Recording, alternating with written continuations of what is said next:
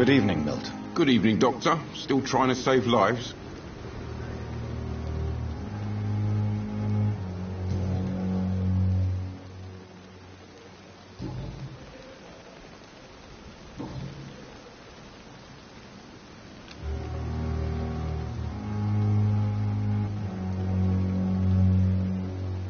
Why do you have such a mediocre reputation among your colleagues, Milton? Fuck them. Nobody knows the horrors I've seen since working here. This city was sick long before the epidemic, Dr. Reed. I know it's a difficult task, but correct me if I'm wrong. Is this not the job you are paid to do? I've seen babies left to die while their brothers were properly fed. Underage girls and boys sold to all manner of perverts. I'm sorry, I don't know what to say. Yeah, exactly. We lack words. So excuse me if I don't look on the bright side of life.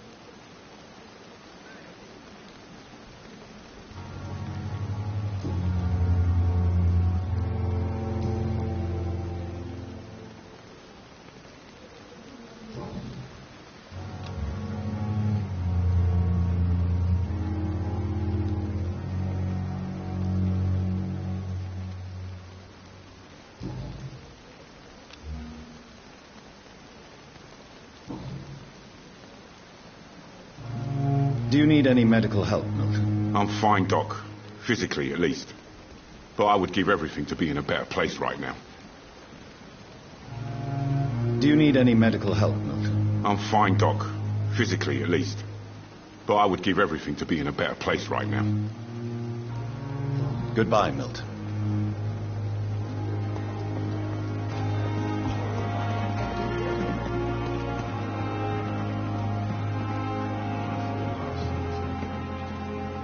Good evening, sir. So it is true. The famous Dr. Reed has joined us. I can't think of any better news during these terrible times. Do we know each other? Actually, yes. We met once before, at the Rockefeller University in New York. Dr. Tippett's, yes, I remember.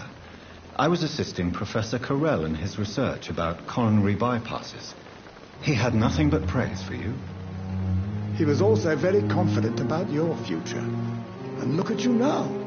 Eminent surgeon and blood transfusion specialist.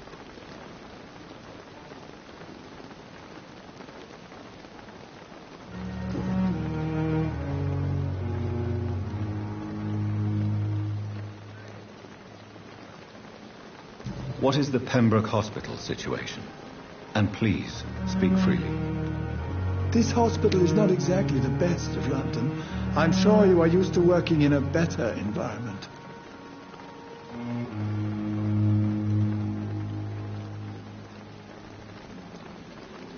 It's more than enough. In any case, the personnel of a hospital are much more important to me than the building. Don't be misled by appearances, Dr. Reed. This hospital does not lack talented people. It just lacks hope.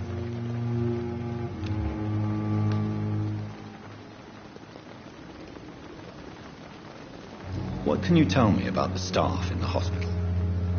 Some are really good, and others are not so good. But during this troubled period, there is no time for slander. I prefer to focus on the positive character traits.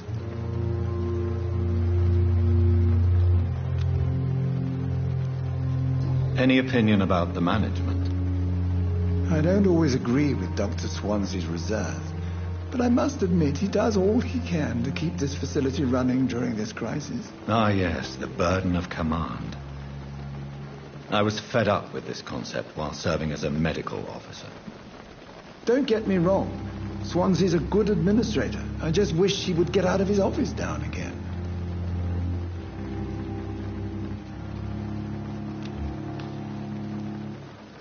Tell me more about cherished people, then. Nurse Brannigan is a pearl. She is the most helpful and dedicated nurse I've ever worked with. A clever and cheerful woman. You really seem to admire her skills. I'll go even further. If she was a man, she would be a damn fine practitioner.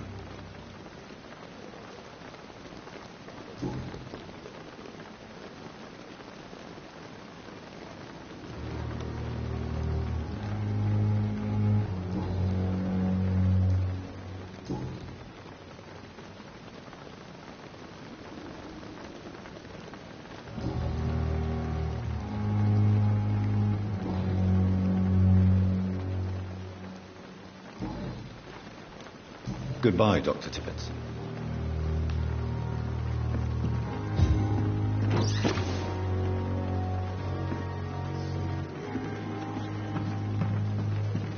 The patients are not fools.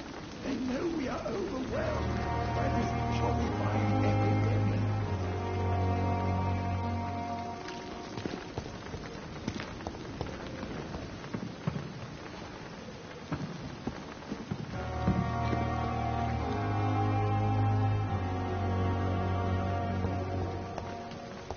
And I thought last summer's epidemic was difficult.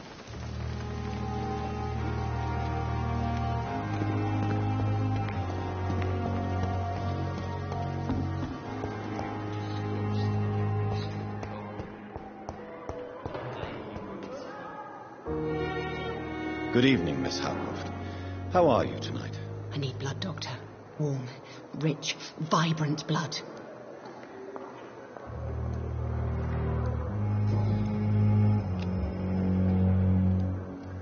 Tell me, Thelma, why do you feel so attached to Mr. Elwood? Why him? I'm not sure, Doctor. I think we have a bond of some sort. We've both suffered so much. He's the only mortal I find interesting.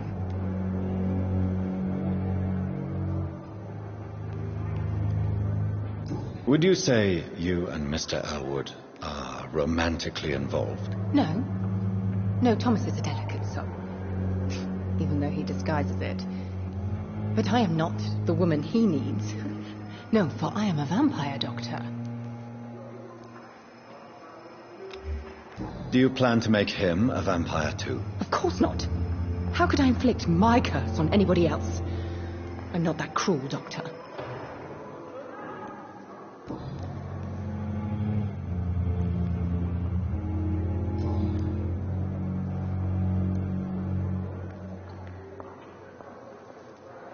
Do you require my services, Miss Howcroft? I have no need for your medicine, Dr. Reed. Blood is the only drug I need. I'll leave you, Mistress of the Dark, to your nocturnal activities.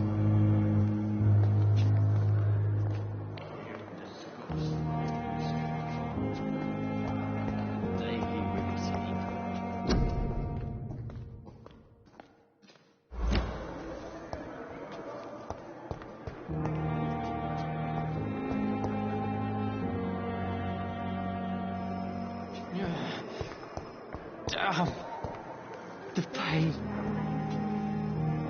Good evening, Mr. Elwood. Evening, Dr. Reed.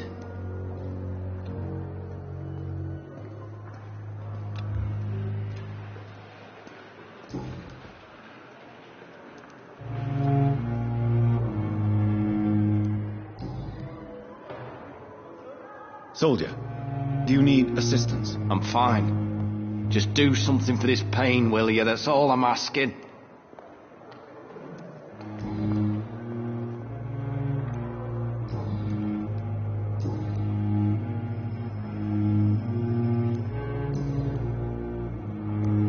Goodbye for now, Mr. Elwood. Damn disgust on every street corner. A daily routine.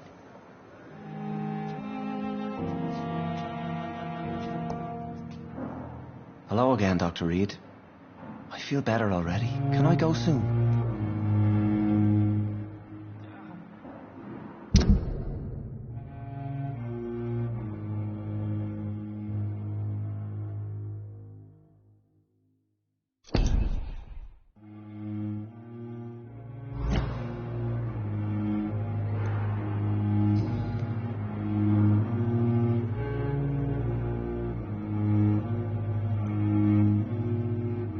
How do you feel, Mr. Hampton?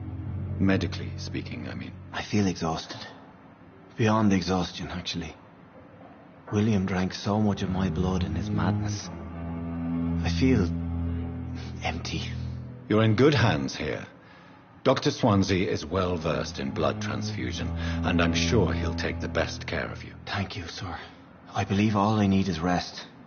And then I can go back to the people who need me.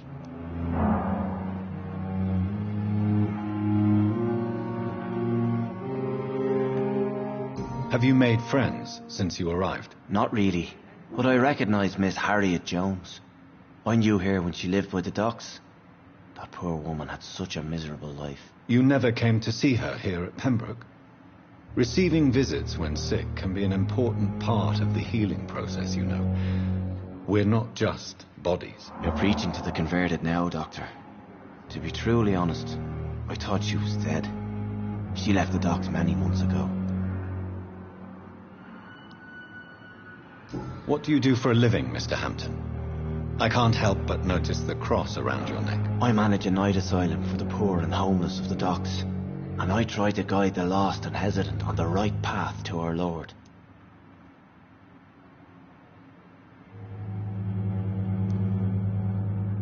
Are you a priest, Mr. Hampton? A deacon, maybe? Not at all, Doctor. I'm just a man of faith willing to preach the good word. Why didn't you use your cross against William Bishop? To repel him somehow? That's a very strange question, Doctor. A cross is no magical token, if that's what you were trying to say. Not mine, anyway.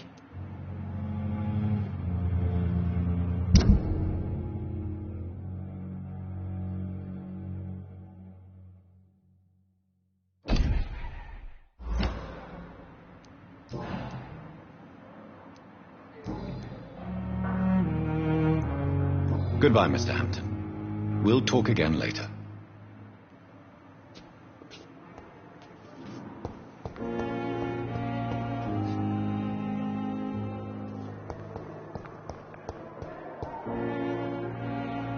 Disgust on every street corner.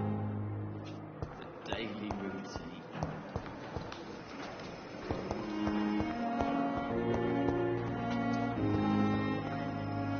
Good evening, Nurse Hawkins. Good evening, Dr. Reed.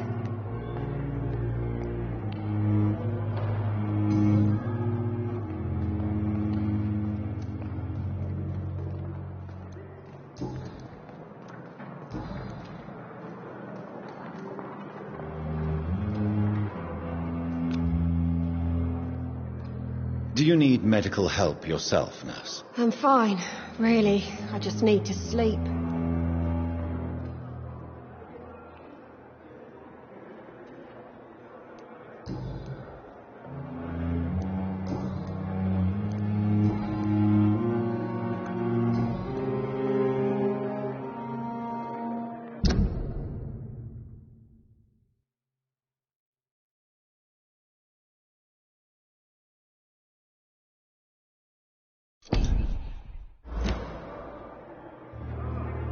Goodbye, Nurse Hawkins.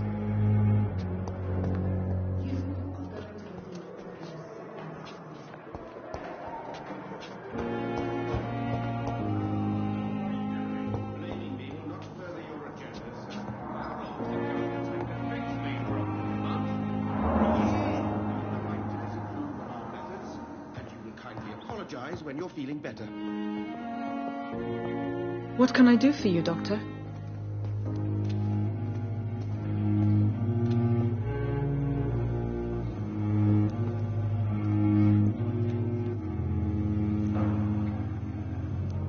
How can we be sure we're making a difference?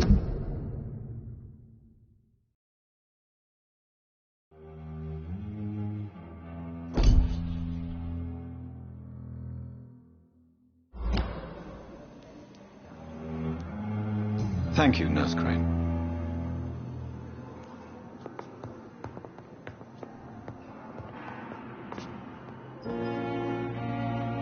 Good evening, sir. I'm Dr. Reed. May I help you? I don't know if a third opinion is needed. Your colleagues are already arguing about my condition. I see. Would you mind telling me more about your situation? I'm Harvey Fiddick. All I want is to get me bloody arm fixed properly.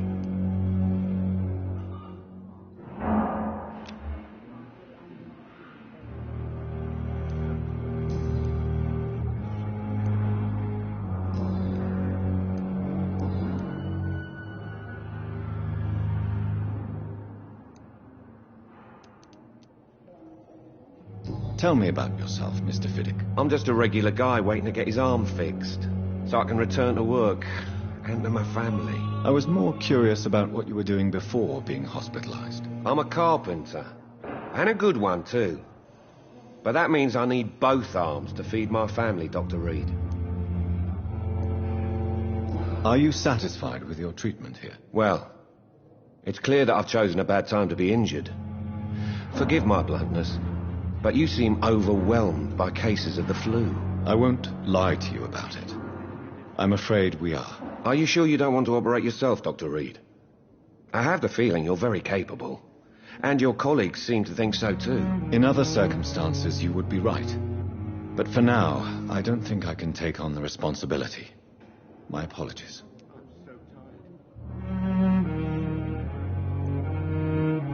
Tell me about the doctors who are arguing about your case. Strickland and Ackroyd. They both want the best for me, but there's a lot of pride there. Doctors are no different from carpenters, it seems. What do you mean? I often had professional arguments with rivals on a building site. Difference is I disagreed about wooden nails, not flesh and bones. Is there anything else that's bothering you? Can I help in any way? I'm all right. Considering the state of this place, I should consider myself lucky, I guess.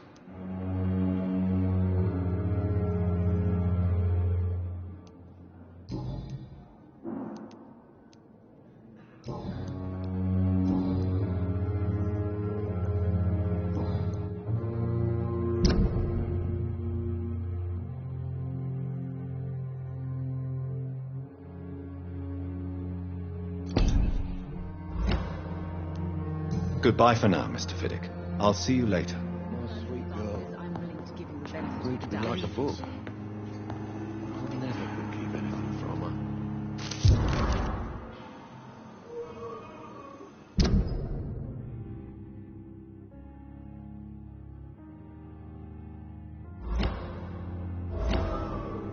I'm so tired.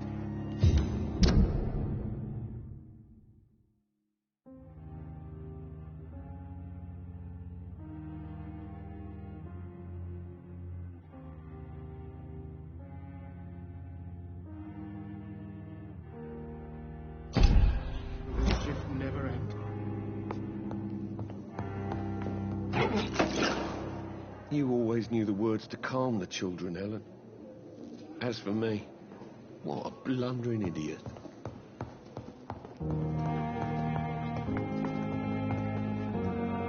Good evening, Dr. Strickland. And good evening to you, Dr. Reed. Can I be of any help?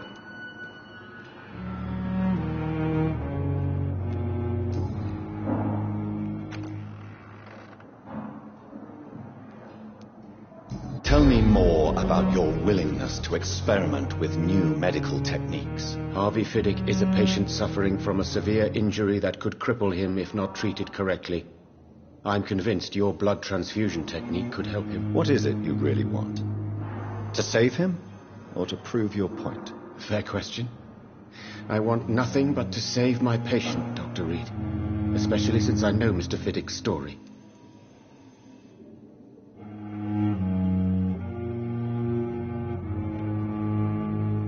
Tell me Mr. Fiddick's story. Our first diagnosis was compromised because Mr. Fiddick lied to us about the real origin of his injury. He first claimed it was an accident. But why would he hide such crucial information from us? Because he is a proud father, ashamed of putting his children at risk because of his own negligence. This personal involvement could also appear to be a lack of impartiality. You must know that a good surgeon must remain neutral. I agree. But that does not excuse Dr. Ackroyd's behavior, a man who did not even take time to converse with his patient. Do you think keeping his distance was a mistake? All I know is that I'm taking care of human beings with desires, hopes, and fears. Not some biological machine comprised of blood, bones, and flesh.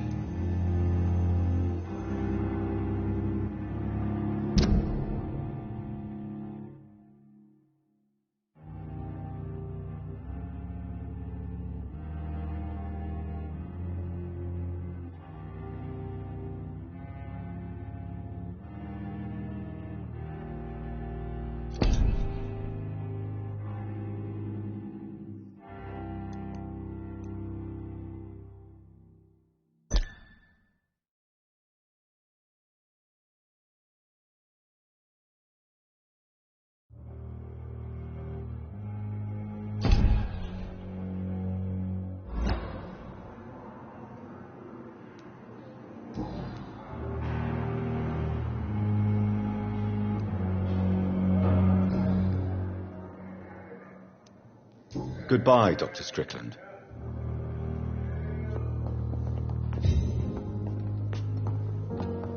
Good evening, sir. Doctor.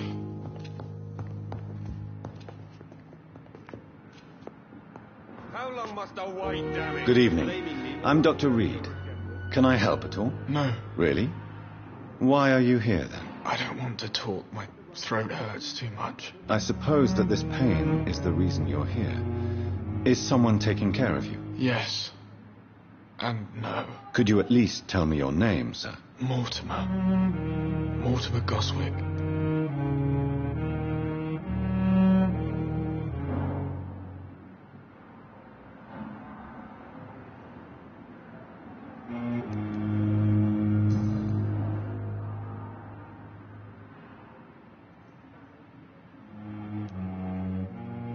How painful is your throat, Mr. Goswick? So painful I'd rather not talk at all, Doctor.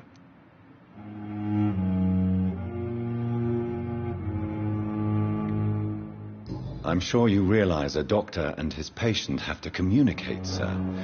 Would it help if I gave you some paper and a pen? Not really. I see. Then maybe it's not just your throat that hurts, Mr. Goswick. Perhaps your sore throat is just the consequence of something more hurtful. Yes, maybe. But I don't want to talk or even write about it now.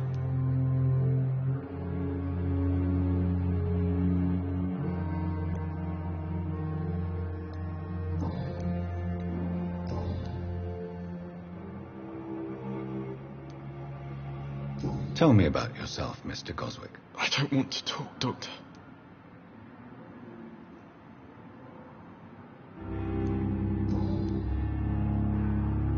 Do you need any help? I'm afraid I may, sir. I don't mean to be a bad...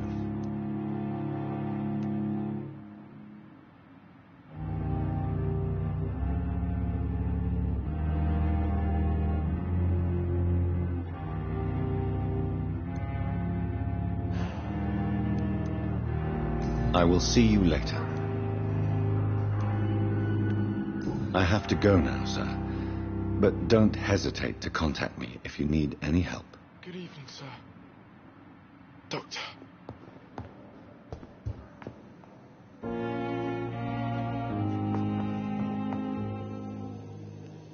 I'm quite busy right now, Dr. Reed.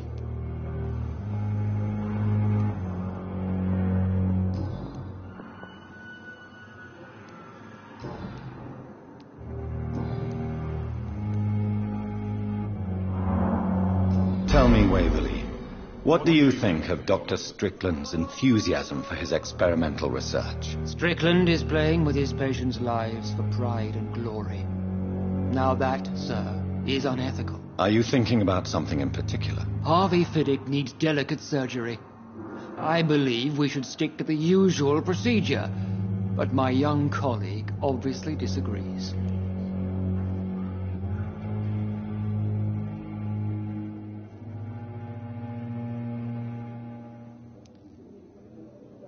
And are you not afraid that your rivalry with Strickland may be blinding you? Rivalry? I guess you could call it that. But I will never be childish enough to let my personal feelings affect my judgment. Why do you wish to lead this surgery? I strongly believe that Mr. Fiddick should not be butchered to test an unproven procedure.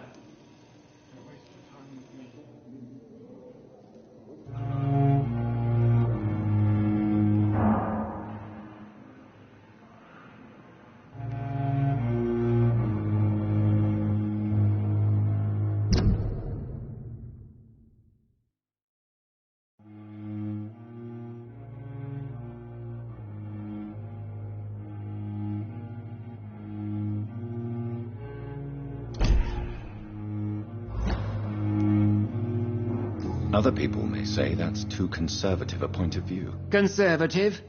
And what are you going to say to Mr. Fiddick if he loses his arm because of the operation? Because that's what's going to happen if the surgery is a failure.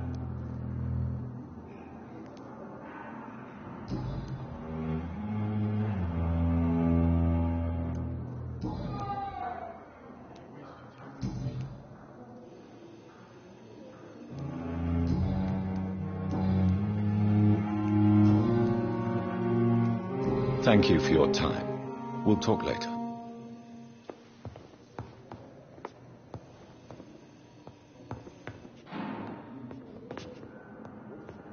Good evening, Mr. Fiddick. Good evening, Dr. Reed. Any news about my operation?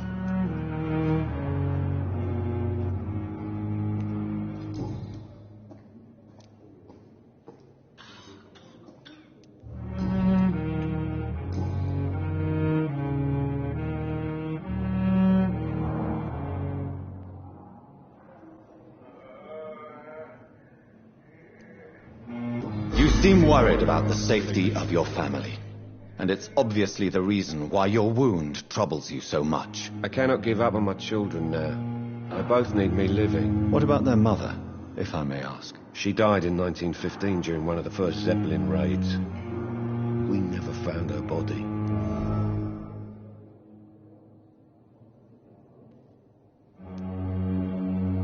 Tell me more about the death of your wife, Harvey. 1915. I was in the army, building workshops for the Royal Flying Corps. Helen was happy I wasn't sent to the front. What happened? The Germans sent Zeppelins to bomb the construction site, but they missed their target.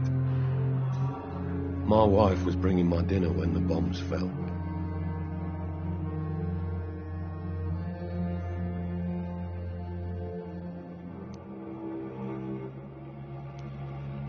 How are your children after losing their mother? They were smaller then. The only good thing about this is my Helen didn't bring them with her that night. I'm sorry for your loss. So many died during the bombings. I served in France and witnessed the carnage there. I would like to say that she didn't suffer. Truth is, I have no idea. I just know that I'm all that me kids have. Poor little bleeders.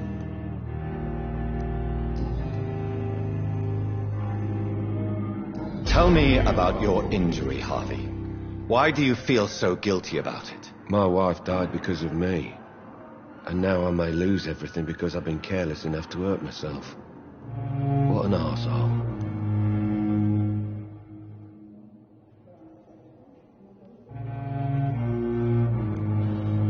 How could your job be responsible for your wife's death? I was working a double.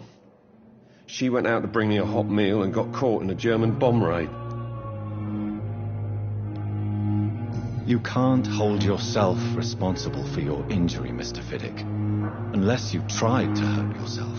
Of course I didn't hurt myself, but I can't work until my arm is fixed. My children need to eat, Doctor.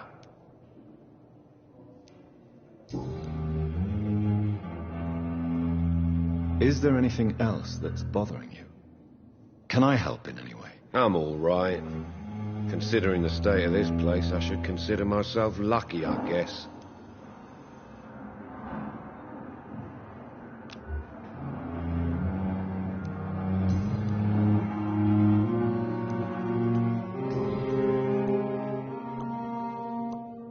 Goodbye for now, Mr. Fiddick. I'll see you later.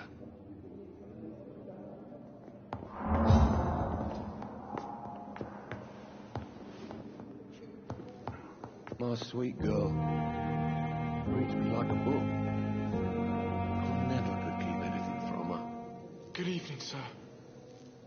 Doctor.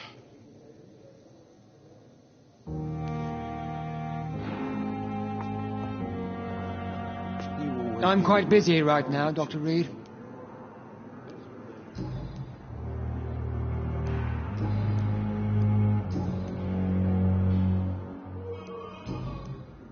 Thank you for your time. We'll talk later. I'm all right. Don't waste your time with me. What can I do for you, Doctor? I will not let you down,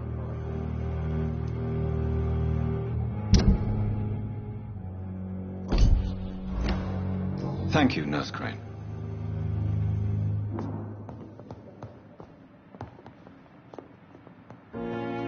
Good evening, Mr. Goswick. How are you? I'm okay.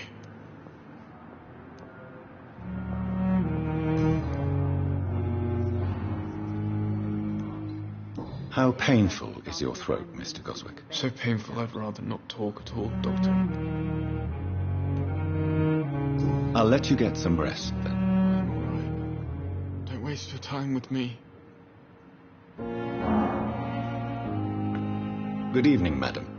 Can I help you? It's my son who needs you, sir. I'm Dr. Jonathan Reed. How can I help your son? I'm Beatrice Goswick, mother of Mortimer Goswick. Could you check on him, please, Dr. Reed? I've heard much of your talents as a physician. Do you require medical attention as well, Mrs. Goswick? I have other concerns right now, Doctor. But I'm fine, thank you.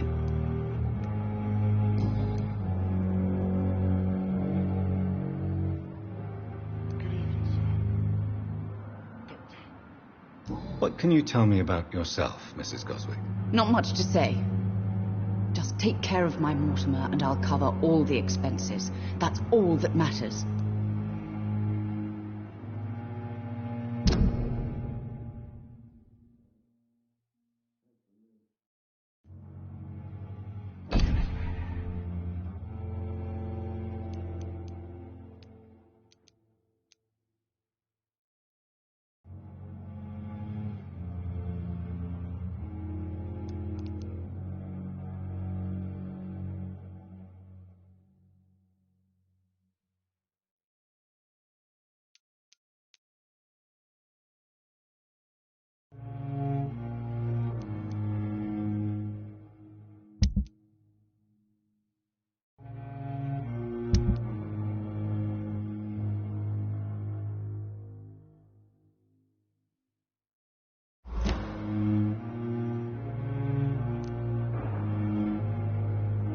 Are you really that rich? Most of the patients here are of a more humble origin, if I may say so.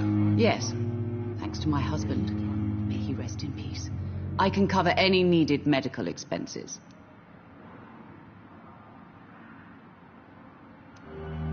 May I ask if you have an occupation, Mrs. Goswick? I'm a teacher by profession.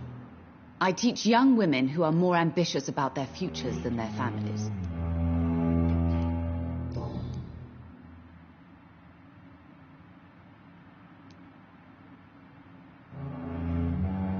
What do you think of your reception here? Any complaints? I have had the uttermost reservations about this hospital since we arrived. But we had no other choice, considering the state of emergency. Is there something in particular that's bothering you? Some of the staff were not especially...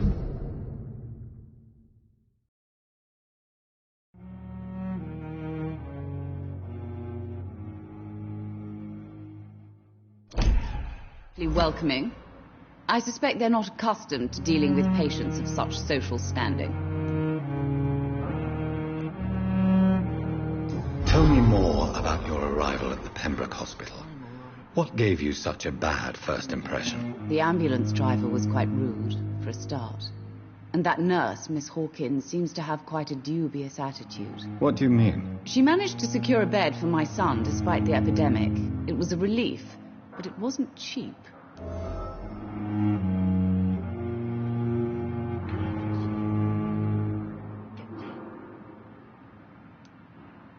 She charged you for a bed? Yes, and I paid without question, considering the urgency of the situation. I share your concern, Mrs. Goswick. Be sure that I'll talk to the people involved. I don't expect compensation, Dr. Reed. But I'm aware such behavior would not be tolerated in other hospitals.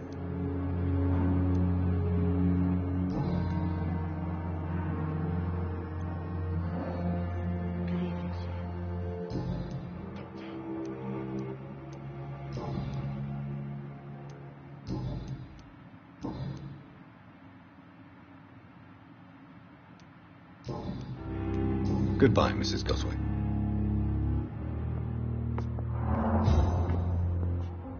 I will not let you down, Mike. Good evening, Mr. Goswick. How are you? I'm okay.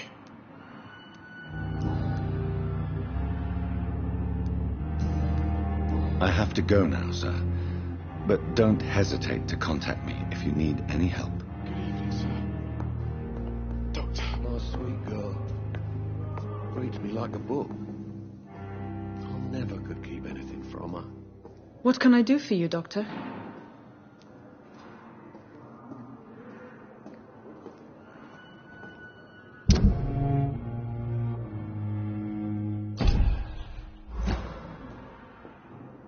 Thank you, Nurse Crane.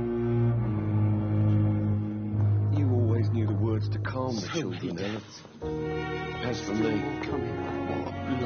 How can we be sure we're making a difference? Good evening, Mr. Fiddick. Good evening, Dr. Reed. Any news about my operation?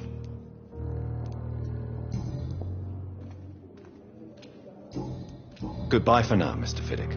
I'll see you later. Sweet girl. Reads me like a book. Good evening, Dr. Strickland. And good evening to you, Dr. Reed. Can I be of any help?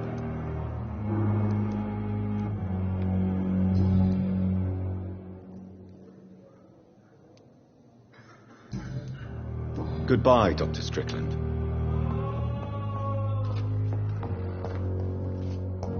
I will not let you down, my boy. Falling apart. But in the circumstances, I'm willing to give you the benefit of the doubt. You always knew the words to calm the children. As for me. They may lack the resources, but we have some of the most brilliant minds in London at Pembroke. I'm quite busy right now, Dr. Reed.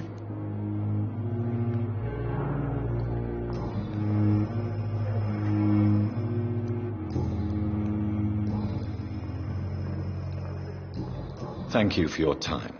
We'll talk later.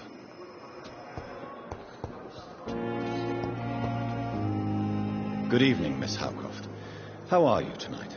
I need blood, Doctor. Warm, rich, vibrant blood.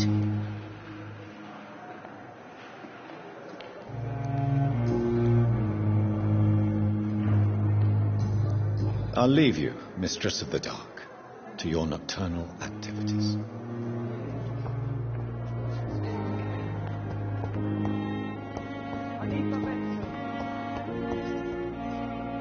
Good evening, Nurse Hawkins. Good evening, Dr. Reed.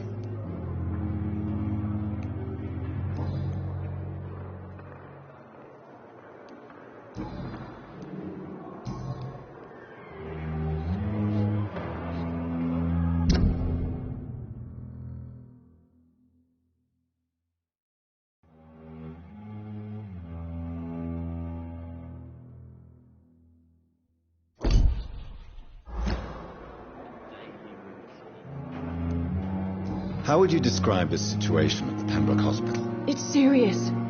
The flu is wreaking havoc amongst the staff and patients. We are running out of everything. Nurse Hawkins, the Spanish flu won't last forever. Even the Black Plague didn't kill everyone. I wish I could believe you. But what if this epidemic was worse? What if in the end, nobody was spared? You must get a hold of yourself, nurse. Sorry, I'm exhausted. No one has any idea when this epidemic will be over. Nurse Hawkins, the Spanish flu won't last forever. Even the Black Plague didn't kill everyone. I wish I could believe you. But what if this epidemic was worse? What if in the end, nobody was spared?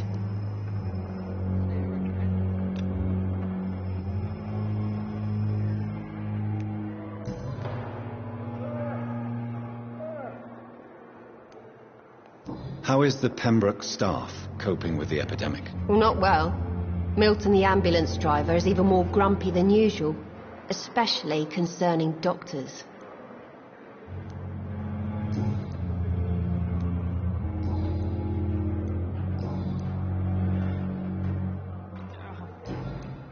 Goodbye, Nurse Hawkins. See you again.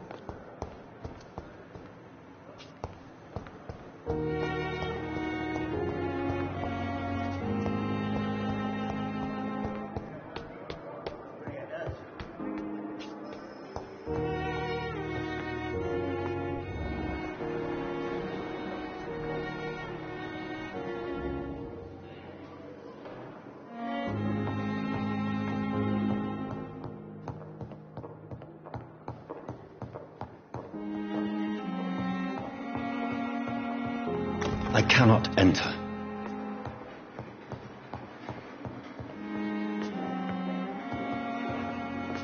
Not now.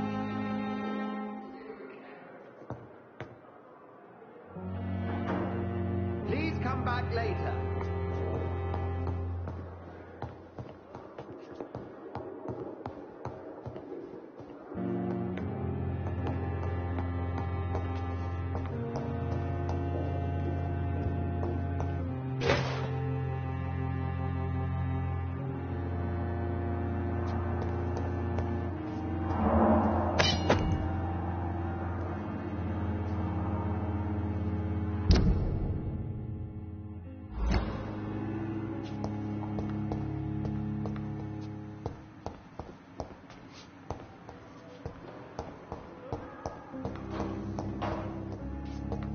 It's locked, all right.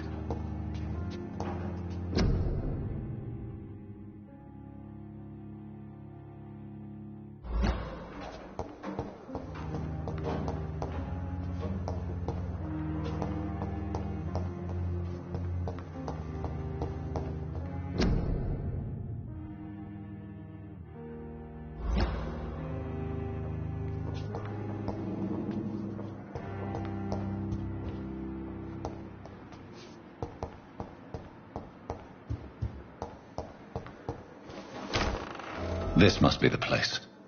It's definitely away from prying eyes. Relegated to the shadows. A kingdom of my own. At least I won't be sleeping in a coffin.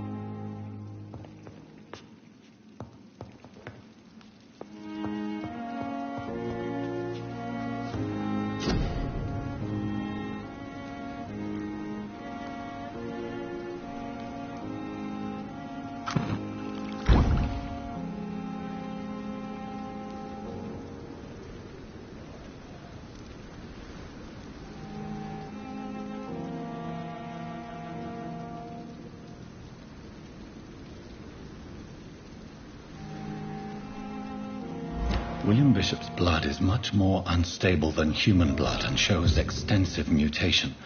But this is not what happened to me. I must... The sun is about to rise. I can feel it. I'll continue tomorrow night. I have so much time now.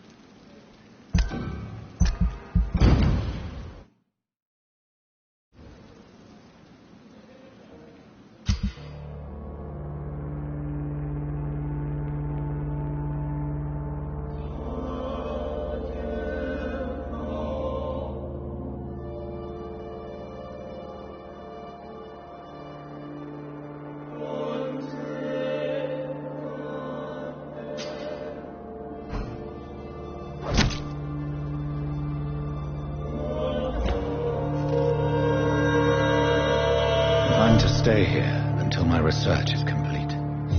I'd better learn to hide my true nature from the mortals. But what about my thirst for blood?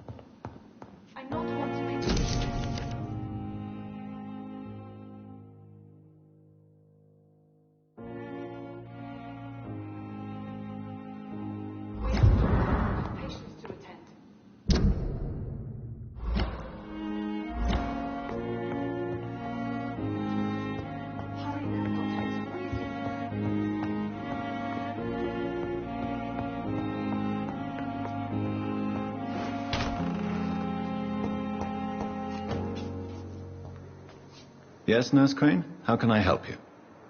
I'm so sorry. I know Dr. Swansea wanted you to rest, but we have somewhat of a crisis. A crisis, you say? Our supply of antiseptics is nearly depleted. I was hoping there was another box up here, but...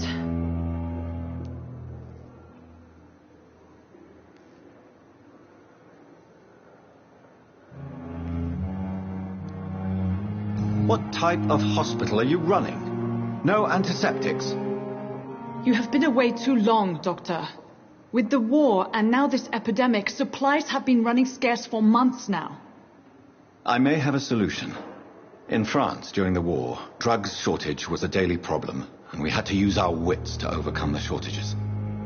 However do you mean? If combined correctly, certain household chemical products can be used in a pinch instead. Now, where's the hospital storeroom? The storeroom? Fat chance. This is the Pembroke, and space is luxury we don't have. Everything used to be stored in the old morgue. Perhaps I should look there first. Where is this morgue? It's the large building behind the hospital. You'll need to go in the back door because it's been sealed off for sanitary reasons. Take this key. It opens a small back entrance at the end of a narrow street. The abandoned morgue behind the hospital. A small door at the end of a narrow street. On my way, then. Thank you, nurse.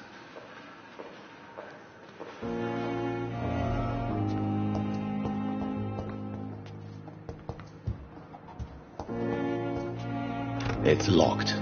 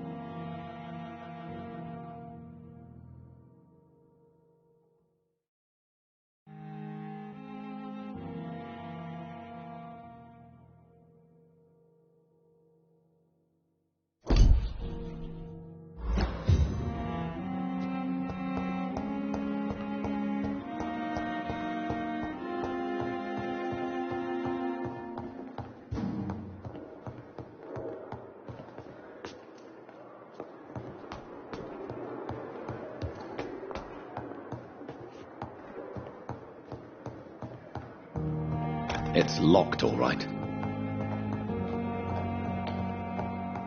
Not now.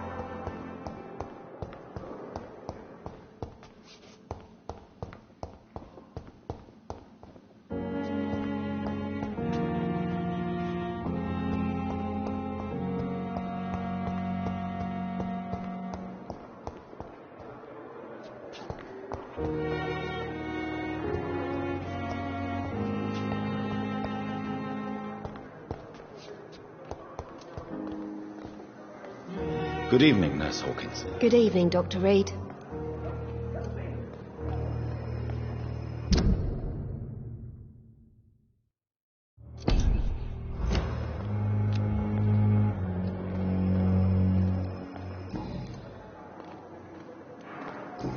Goodbye, Nurse Hawkins.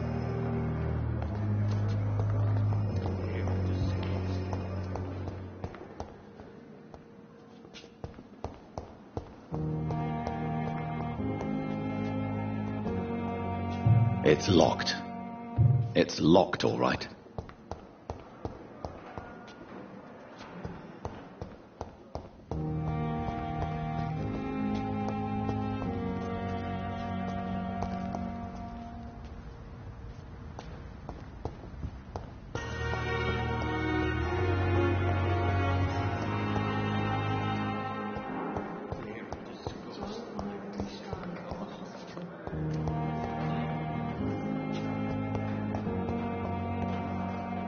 Yes, Doctor?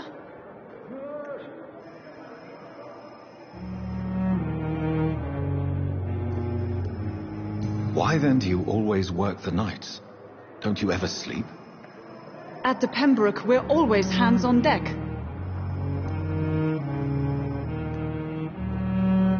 Your dedication to the Pembroke does you credit, Nurse Crane, but when do you sleep?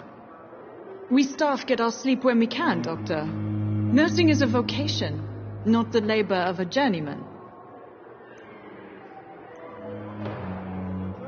Lack of sleep and the medical profession always ends in disaster. I've witnessed many a colleague succumb to stimulants to fight exhaustion. Drugs were as deadly as bullets in the trenches. London's trenches start here at Pembroke Hospital. We are on the front line, make no mistake.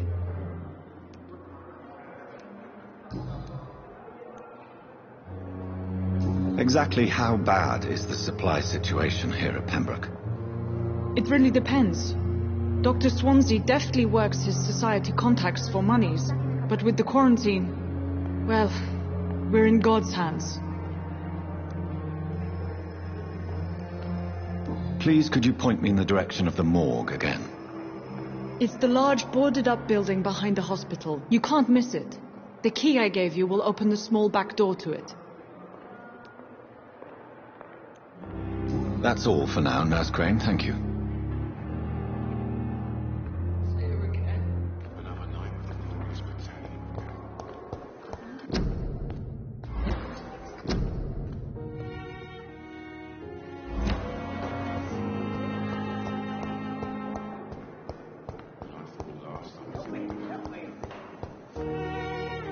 Good evening, Mr. Elwood. Evening, Dr. Reed.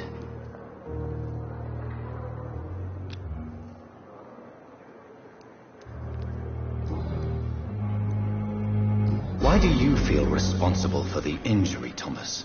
What really happened? I wasn't disfigured by any German shells. It happened during my leave. It was an accident.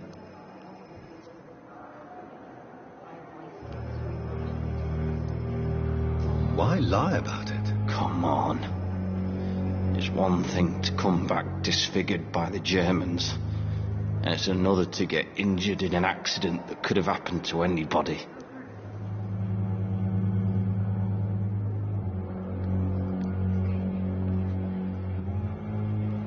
Reconstructive surgery has been very successful for some soldiers. I don't want to wear a bloody mask for the rest of my life.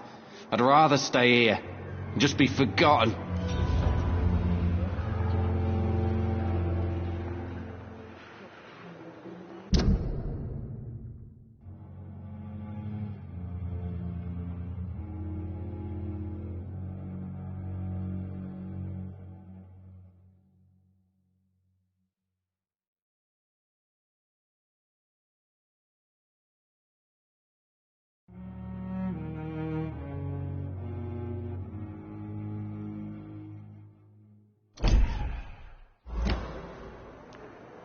Tell me what really happened then. I went with a whore in Rouen.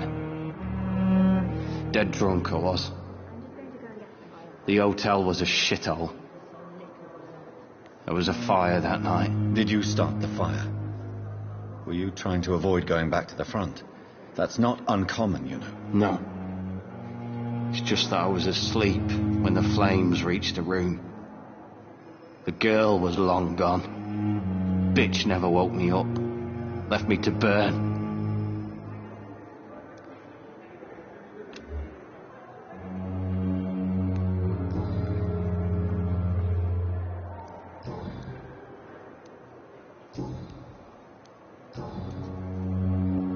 Goodbye for now, Mr. Elwood. You disgust on every street corner. The daily routine. Hello again, Dr. Reed. I feel better already. Can I go soon?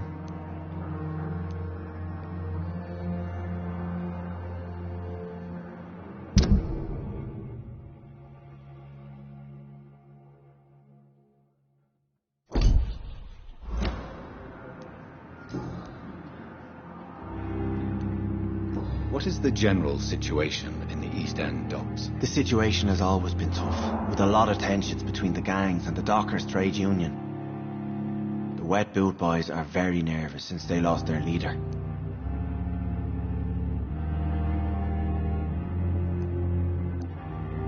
Who leads the gang now? Since Clay Cox went missing, it's his wife Edwina who runs the show, with the assistance of her minion, Booth Digby.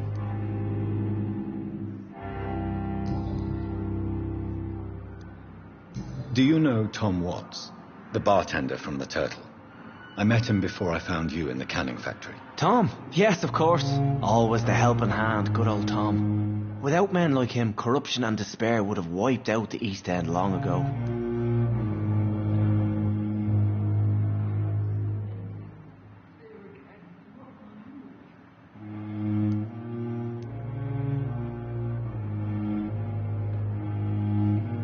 People are still in despair.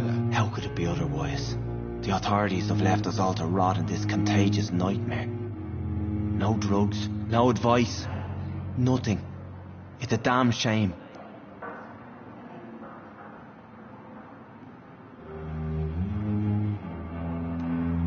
Who should I avoid in this part of town, then?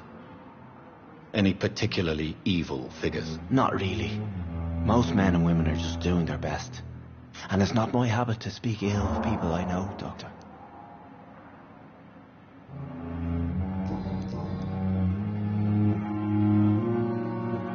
Goodbye, Mr. Hampton. We'll talk again later.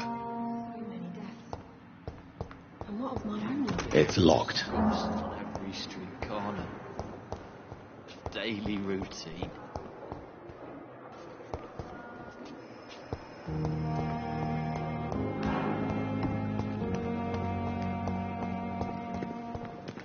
And I thought last summer's epidemic was difficult.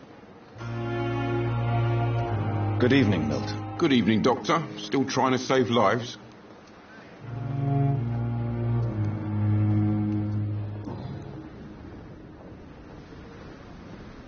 Do you need any medical help, Milton? I'm fine, Doc. Physically, at least. But I would give everything to be in a better place right now.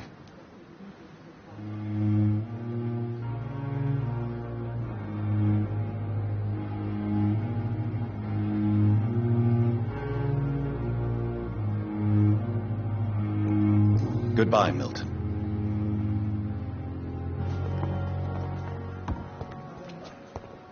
Surely I can endure another night.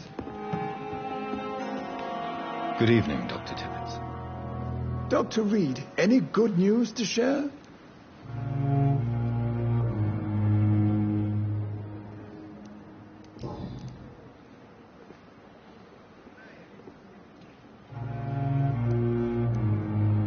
What is the Pembroke Hospital situation? And please, speak freely. This hospital is not exactly the best of London. I'm sure you are used to working in a better environment. It's more than enough. In any case, the personnel of a hospital are much more important to me than the building. Don't be misled by appearances, Dr. Reed. This hospital does not lack talented people. It just lacks hope.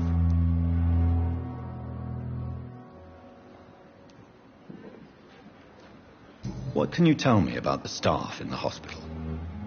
Some are really good, and others are not so good. But during this troubled period, there is no time for slander.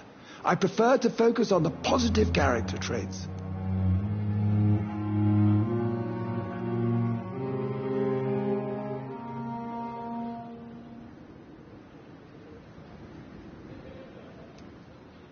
Any opinion about the management? I don't always agree with Dr. Swansea's reserve, but I must admit he does all he can to keep this facility running during this crisis. Ah, yes, the burden of command. I was fed up with this concept while serving as a medical officer. Don't get me wrong. Swansea's a good administrator. I just wish he would get out of his office now and again. Goodbye, Dr. Tippett.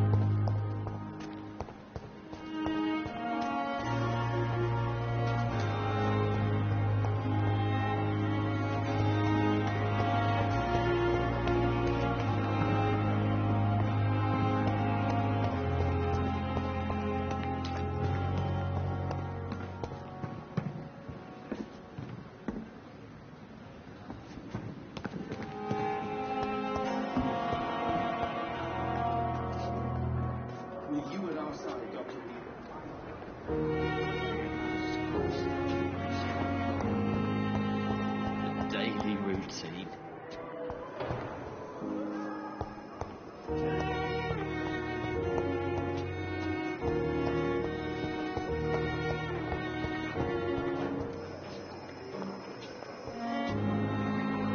Good evening, Dr. Strickland. And good evening to you, Dr. Reed. Can I be of any help?